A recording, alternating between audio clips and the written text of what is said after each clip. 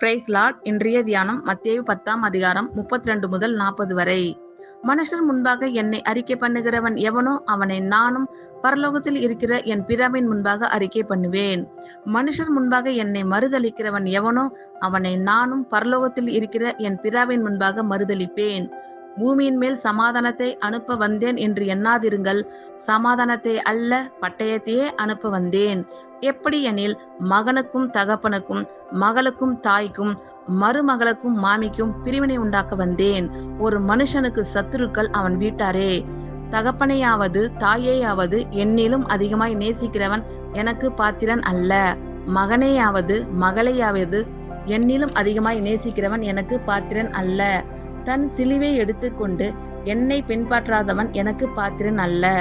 தன் ஜீவனை காக்கிறவன் அதை இழந்து போவான். என் நிமித்தம் தன் ஜீவனை இழந்து போகிறவன் அதை காப்பான்.